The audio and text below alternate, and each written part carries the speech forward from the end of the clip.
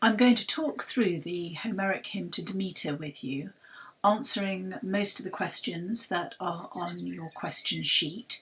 So as we go through the different slides, you will need to be taking notes and reviewing those questions alongside watching and reading the actual text of the Homeric Hymn to Demeter. So the first thing to say is that the Homeric Hymn to Demeter was written around 675 to 625 BC, 7th century BC. It's by an unknown poet, but it has been assigned to Homer. It forms the earliest literary evidence for the worship of Demeter at the city called Eleusis, which is a town 14 miles west of Athens. They had the Eleusinian mysteries taking place here, which were a set of rituals and celebrations twice a year to worship Demeter and Persephone. They had the lesser mysteries, which appear to have taken place in early spring and probably involved some form of purification. And then you had the greater mysteries occurring around harvest time in September or October, and those seem to have taken the form of processions, sacrifices, singing, drama, fasting, and drinking some kind of special drink. The precise nature has been kept a secret. There is no evidence, no concrete evidence for exactly what happened at those particular rituals and rites. So, just to begin, we are going to be looking at the opening verse, where we first meet Demeter, holy goddess, and the poet directly addresses us because, of course, this is from the oral tradition of spoken verse, composed on the hoof by a rhapsode, who will be using the verse as a kind of structure to remember the story. And that's why you will see that there are many, many epithets, the technical term for the repeated terms, such as delicate-ankled daughter, Zeus the loud thunderer, the deep-bosomed daughters of Oceanus. We first encounter Demeter telling already separated from Persephone, who appears to be a young woman, an older girl rather than a child. Demeter is playing, but she's playing gathering flowers with her friends. They are collecting the classic flowers which feature over and over again in Greek poetry: roses, crocuses, and the narcissus, which are both symbols of Persephone and Demeter. Beautiful violets, irises, hyacinths, all very fresh spring flowers, which made earth to grow at the will of Zeus and to please Hades as a snare for the bloom-like girl. So essentially we see that the flowers are in themselves a trap, and in particular the narcissus. A marvellous radiant flower, a thing of wonder for both immortal gods and mortal men to see. From its root grew 100 blooms, and it smelled most sweetly, so that all wide heaven above and the whole earth and the salty sea laughed for joy. The girl was amazed and reached out with both hands to take the lovely treat, but the earth with its wide roads opened up there in the plain of Nysa, and the lord of Hades, the son of Kronos, he who has many names, with his immortal horses, sprang out upon her. So we've moved to seeing a picture of the actual event. We see the lovely nymphs of the daughters of Oceanus, various nymphs and dryads. We see Hades' grim chariot. He picks her up, he carries her off, and he's going to take her in his golden chariot, led by his dark horses, down to the underworld.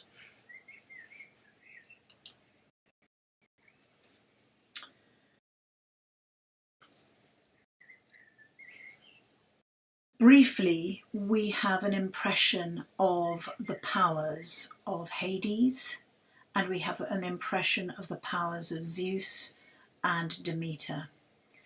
And it becomes clear that this is a plot cooked up by Zeus and Hades.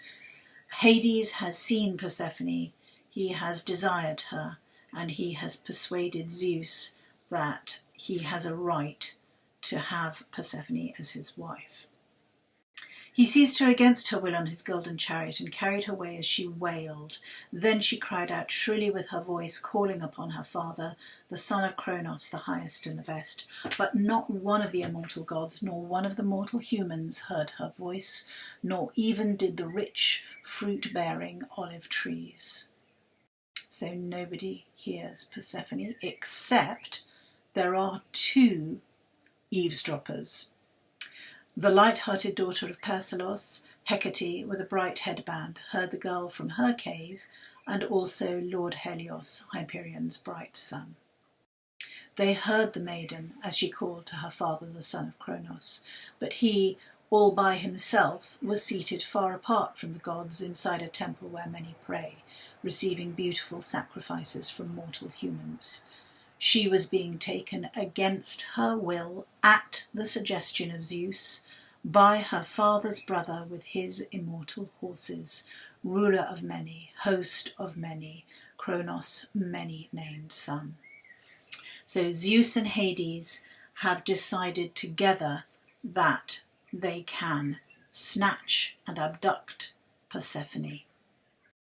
And that message is a really clear message about the vulnerability of young girls and the decisions that the men, or the male gods in this instance, take to control them. You can see that we have a real image of Persephone protesting, and she's ignored. Kronos, the son of Kronos, Zeus, goes away deliberately so he can't hear her cries. He was seated far apart from the gods inside a temple where many pray, receiving beautiful sacrifices from mortal humans. And this is a hint of what is going to come, so that eventually Persephone can be returned to the earth, at least for part of the time.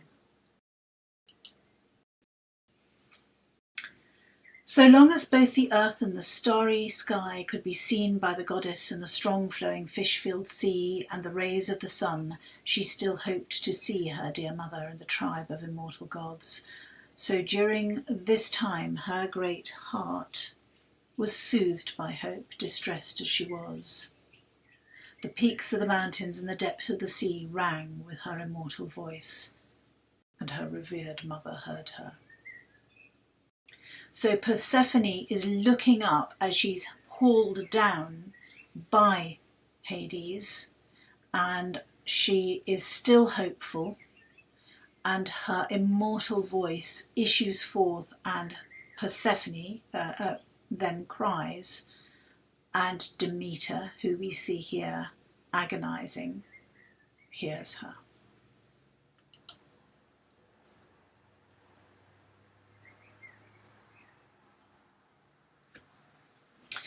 A sharp pain seized her heart. We now move to Demeter. Her heart is about Demeter's heart.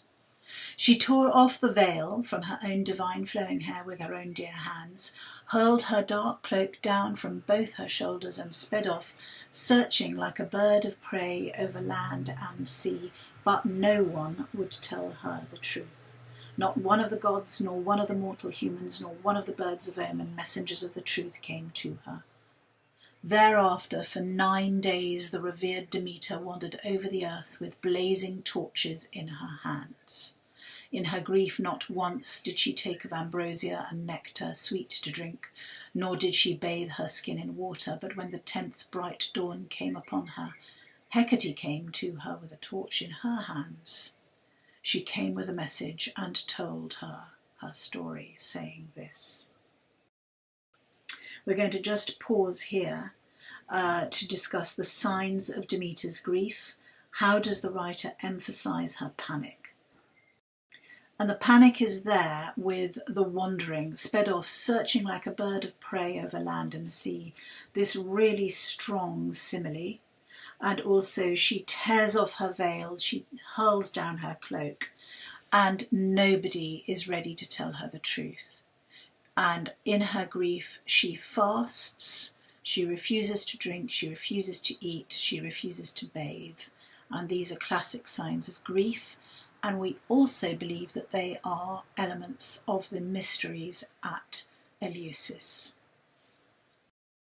Hecate comes and tells her what has happened, and then they both go to Helios. Revered Demeter, bringer of the seasons, giver of splendid gifts, which one of the gods who dwell in heaven or which one of the mortal humans seized Persephone and brought grief to your dear spirit? I heard the sounds, but did not see with my eyes who it was. I tell you everything truthfully and in haste.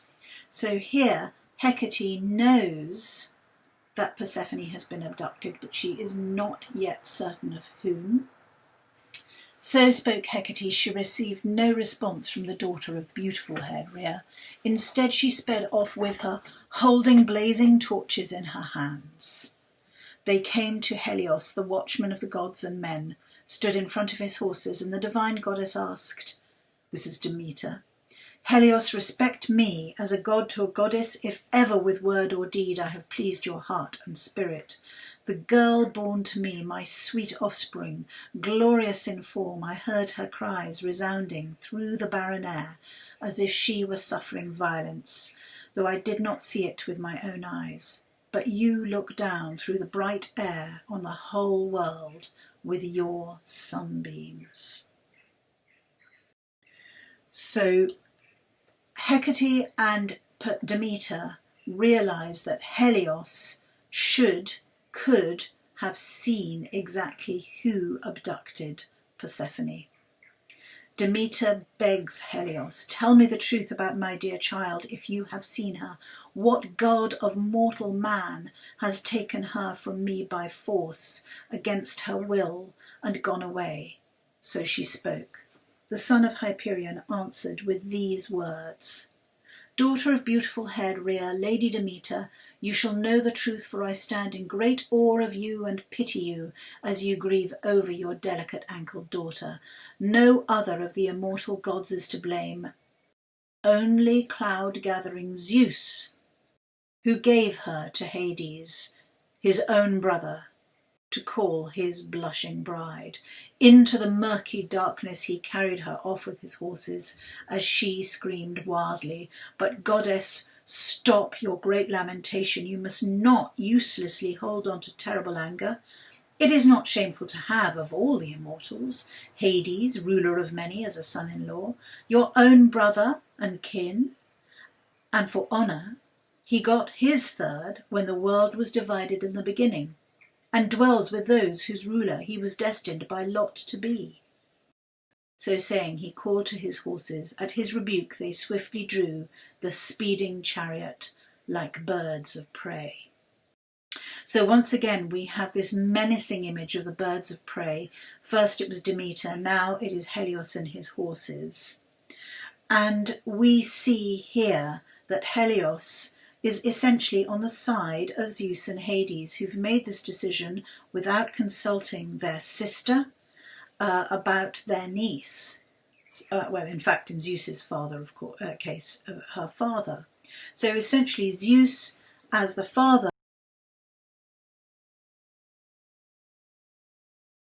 consultation to Demeter.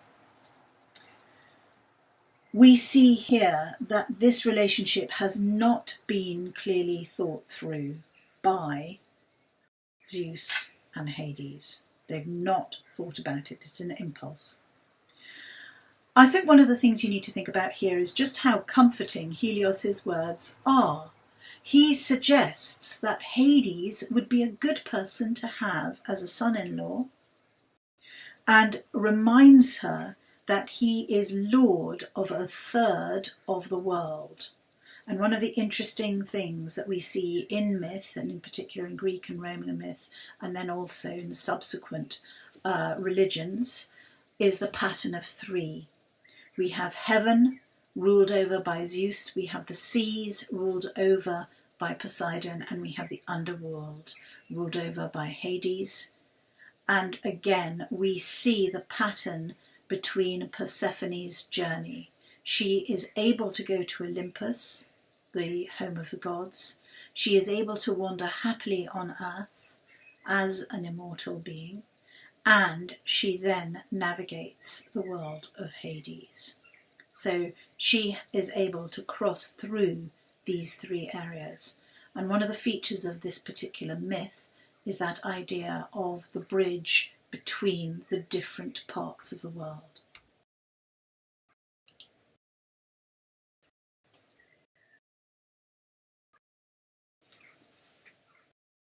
A more terrible, more dreadful grief came upon Demeter's spirit. Therefore, in her anger at the son of Kronos of the dark clouds, she abandoned the assembly of the gods in high Olympus. She went among the cities and rich fields of men for a long time, disguising her form. Not one of the men who saw her recognized her, nor did any of the deep-girded women, until one day she came to the house of skilful Celeus, who was then the ruler of fragrant Eleusis. She sat down near the road, her dear heart full of sorrow, at the well called Parthenion, the Virgin's place, from which the people of the city drew water. She sat in the shade. An olive tree had grown overhead, looking like an old woman born long ago, cut off from childbearing and the gifts of garland-loving Aphrodite. Such are the nursemaids of the children of law-giving kings and housekeepers in echoing halls.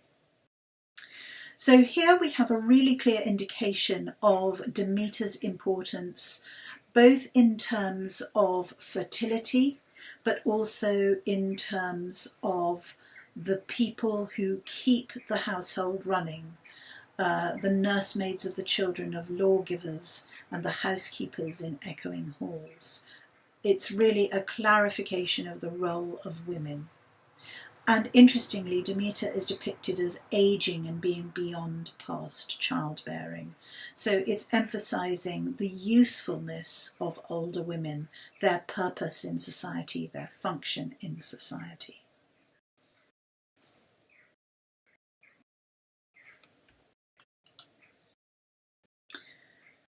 But when they had finished, they rushed from their toil, and each man went home. Golden-haired Demeter, however, sat there, staying far away from all the blessed immortals, reduced to yearning for her deep-bosomed daughter. She made the grimmest and most brutal year for men on the all-nourishing earth. No ground sent up seeds, for Lady Demeter kept them hidden. Many oxen dragged the bent ploughs over the fields in vain. Much white barley fell upon the ground to no purpose. By means of painful famine, she would have destroyed the whole mortal race and deprived the glorious dwellers of Olympus the honour of gifts and sacrifices, if Zeus had not noticed and pondered upon this in his heart. So there's been a big jump. You don't have to worry about the sections from the last part, which ended at line 100. And essentially we skip over a couple of hundred lines where Demeter goes up to Olympus and pleads with the other gods to restore Persephone to her, and they all agree with Zeus that Persephone is now Hades' wife and consort and queen and cannot be restored. And there is also a summoning of a court of men, and again too, the men, the mortal people in this, also side with Zeus and Hades and refuse to restore Persephone to Demeter. It's a very, very bad mistake. She sat there, staying far away, reduced to yearning for her deep-bosomed daughter. And so she brings famine and disaster to the mortals, to the humans, but also to the gods, because, of course, gods cannot exist without sacrifices and gifts and honour. If you forget a god and cease to sacrifice to him, that god ceases to exist. So Zeus's first move is to send golden-winged Iris to summon Demeter.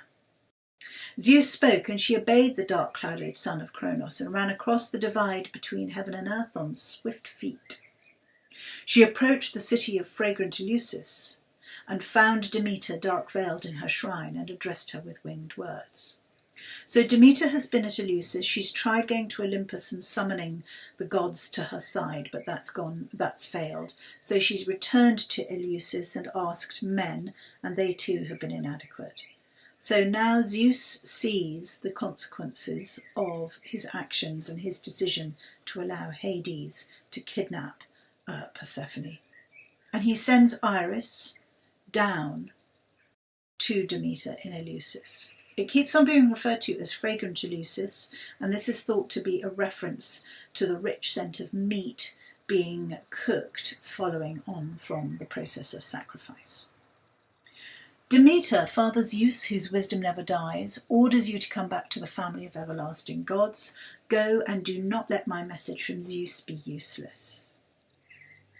So Iris comes down the rainbow to Demeter. But, as we see in this final paragraph on this section, Demeter's heart was not persuaded by her. Then the Father sent in turn the blessed immortal gods, coming one after another. They implored her and offered plentiful gifts of great beauty, as well as any honor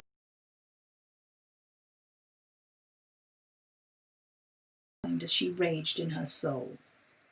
She firmly refused these pleas.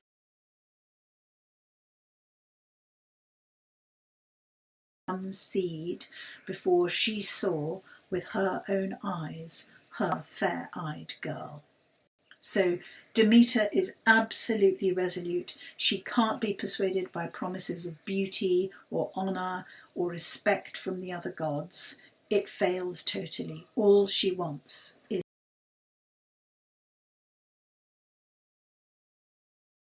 when Zeus, wide-eyed and loud thundering, heard this, he sent the slayer of Argos, that's Hermes,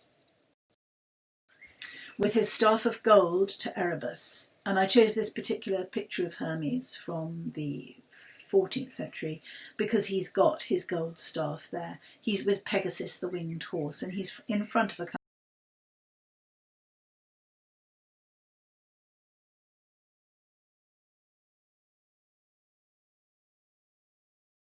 the Underworld, Hades, so that Hades, having been persuaded by his words, would lead sacred Persephone out of the murky darkness below to the light among the gods, so that her mother could see her with her own eyes and end her rage. Hermes did not disobey and hurriedly plunged into the depths of the earth, leaving behind the seat of Olympus. This is a real symbol of Hermes' true nature. He is one of the gods who is able to travel freely between all three worlds, heaven, earth, and the underworld. And he is also, of course, a messenger, so he is just the right person to deliver the message to Hades, and also to be persuasive. Remember, he is a trickster god. He is a god of merchants and salespeople. So Zeus thinks that he's got the gift of the gab that will allow Hades to release Persephone. He found him, the Lord, inside the house, sitting on a couch with his revered wife, who was there much against her will due to her longing for her mother. Still, she was far away, devising a wicked plan to avenge these deeds of the blessed gods. Standing close by them, the mighty slayer of Argus spoke. Dark-haired Hades, who rules those who have died, Father Zeus ordered me to lead noble Persephone out of Erebus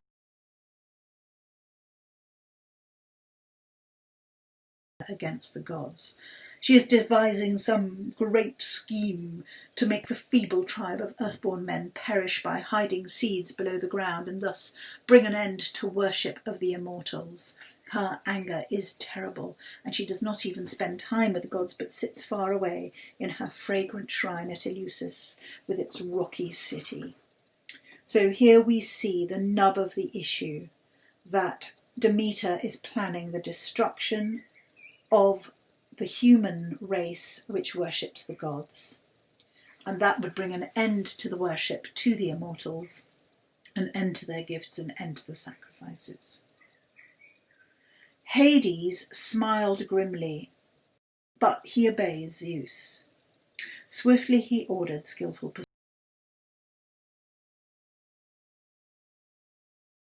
Persephone, don't be too angry for all you could be. I will not be a shameful husband to you amongst the immortals, being brother of Zeus the Father. Here you will rule all that lives and moves, receiving the greatest honours among the immortals. Those who do wrong and do not appease your power with sacrifices, reverently performing rites and giving rich gifts, will have punishment for all their days. So he spoke, and skilful Persephone rejoiced, swiftly leaping up in delight. But he secretly gave her one seed of a honey-sweet pomegranate to eat, peering round him, for fear that she would stay for all her days elsewhere alongside dark-veiled and revered Demeter. So here we see once again the use of the epithets, the feeble tribe of earthborn men, the description of Demeter as the dark-veiled mother, dark-veiled and revered Demeter. And we also see a little bit of Hades' character. He appears to be willing to let Persephone go, but he's tricking her.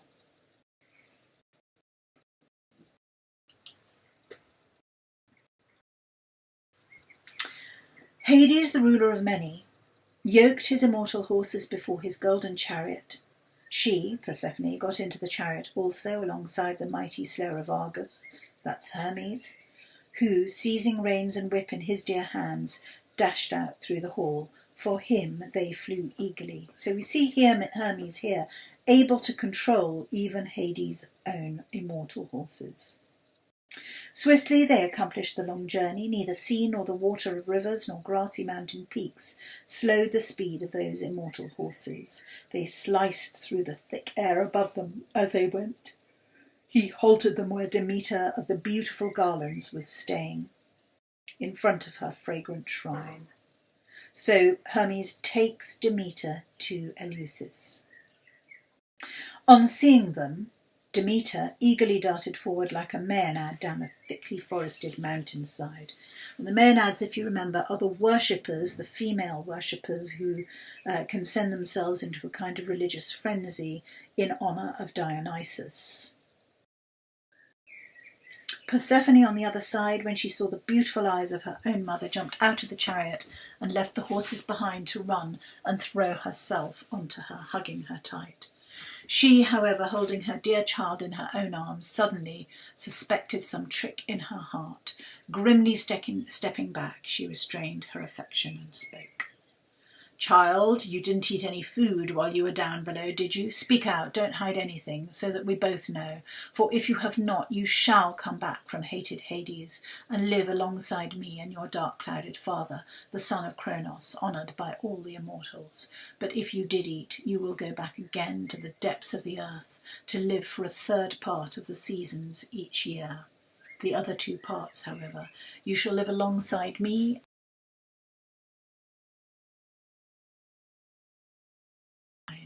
Then from the murky dark again you will rise up, a great marvel to gods and mortal men.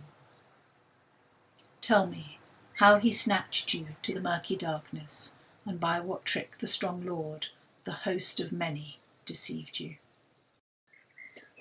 Then most beautiful Persephone spoke in reply.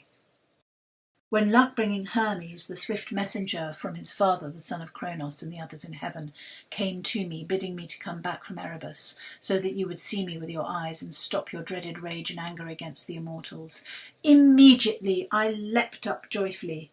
But he secretly fed me the seed of a pomegranate, a honey-sweet food, and forced me to eat, though I was unwilling. Also I will tell you how he snatched me, due to the shrewd cunning of the son of Kronos, my father, carrying me to the depths of the earth. I will go through it all as you ask. So we see here these two women realizing that they have been tricked, that they are still the pawns of the men who have been trying to control them.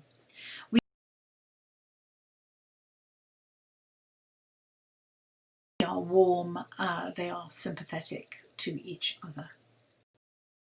And we also see that Hades is hated by Demeter, that he is seen as a threat, that he is seen as a danger. Then we hear Demeter's side of the story.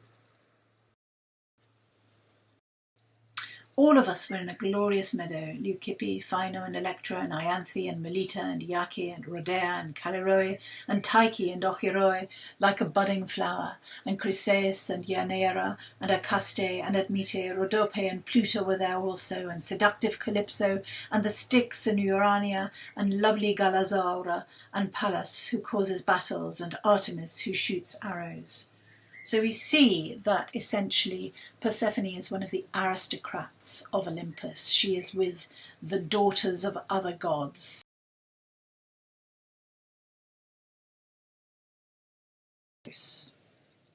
We were playing and picking the beautiful flowers in our hands, the soft crocus mixed with iris and hyacinth, carpets of roses and lilies wondrous to behold, and narcissus which the wide earth grew like a crocus, and I joyfully picked them. But then the earth beneath my feet gave way, and the mighty lord, the host of many, sprang from it in his golden chariot, and carried me away beneath the earth by force, much against my will. I shouted in my loudest voice, though they cause me grief, all these things I tell you truthfully. So then they spent the whole day with their souls united, tenderly embracing one another, often which warmed heart and soul, ending the pain of their souls. They gave and received joy to each other. Hecate with her bright headband drew near them. We see her here on the right of the picture with her bright headband and her torch, and embraced the daughter of holy Demeter many times. From this time on, the lady became a servant and friend to her. So Hecate becomes a servant to Persephone, and there are also times when Persephone can be called Kore, K-O-R-E, and Hecate is still her friend. I think you would say that Persephone presented Zeus and Hades as manipulative and leaving her with little choice. They essentially control her in a very disconcerting way. All-seeing and loud-thundering Zeus sent a messenger to them, lovely-haired Rhea. Of course, Rhea is mother to both Demeter and Zeus.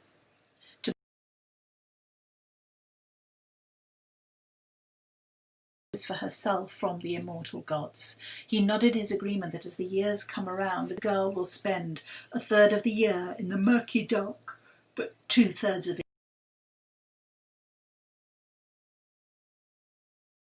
ignore the message of Zeus. Eagerly she shot down from the heights of Olympus and came to Raris, previously a fertile and life-giving land, but not life-giving at that time. Rather, it stood unused and without leaves. The white barley had been hidden as part of the plan of delicate-ankled Demeter. But afterwards there would soon be tall ears of corn rippling, and the fat furrows on the ground would be heavy, with corn to be tied with bands into sheaves. She landed there first from the barren air, and the goddesses were glad to see each other, rejoicing in their hearts. Then Rhea, with her bright headband, addressed Demeter in this way. Come, child, wide-eyed Zeus, the loud thunderer, look at those epithets again, summons you to come and join the family of the gods. He promised to give you whatever honours you choose for yourself from the immortal gods. He nodded his agreement that as the years come around, the girl will spend a third of the year in the murky dark, but 2/3 of it with her mother and the other immortals. Thus he has said it shall be accomplished. He has nodded his head in agreement. But come, my child, and obey. Do not rage continuously at the son of Kronos, who is dark with clouds. Right now, make the life-giving seeds grow tall for men. So she spoke. Queen Demeter did not disobey. Now this particular speech of Rhea's can be confusing. It can look as though it's addressed to Persephone, but it's not. It's addressed from Rhea to her daughter Demeter. At once she sent seeds through the fertile ground. All the broad earth was heavy with flowers and leaves. So we see here Zeus's decision, Demeter's agreement with the arrangement that Persephone must spend 1/3 of the year in the underworld. She sees the power of Hades, who has managed to trick or fool Persephone into eating that single pomegranate.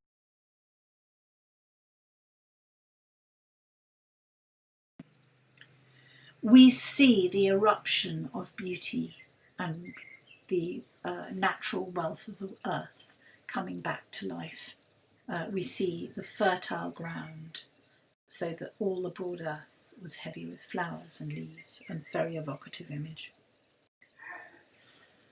And finally, we see the resolution of this particular story. Where we have had famine and desolation and winter, we now have spring and abundance and fertility. This particular myth is by and large focused on interactions between immortals, but we do see Demeter engaging with the mortal king Celeus of Eleusis, and we also see her approaching the court of men.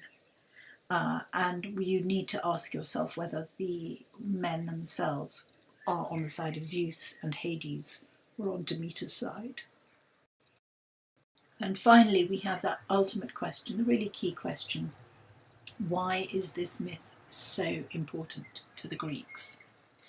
There's the agricultural element, the element of seeing the famine and explaining the seasons and understanding an aspect of the cycle, the annual cycle, which sees the cold and death of winter, the abundance and eruption of spring, the summer where everything kind of ticks over, and then the autumn where we have the harvest and the earth beginning to lie barren again in preparation for the next cycle. That's one element. A second element that you need to be thinking about is that this is a coming-of-age story. Demeter cannot let her daughter go. She cannot accept that she has a husband and a new life and a new status and a new place in the world. And this story is about coming to terms with that. And then the final one we can see is the whole idea of loss and grief and exploring the impact of losing a child on a very human-like goddess. Because the clear thing that comes out of this particular Homeric hymn is that the gods themselves experience human emotions, or emotions that we identify with humanity, if anything, more intensely than do the gods themselves. You can listen to this again, which is why I have recorded it as a loom, and if you do, then you should be able to answer the questions on the Homeric hymn Demeter worksheet, which I've uploaded to this particular site as well. But if you have any questions, please do email me or contact me in whatever way is most convenient for you. And I hope that this has helped you understand the Homeric hymn to Demeter a little better.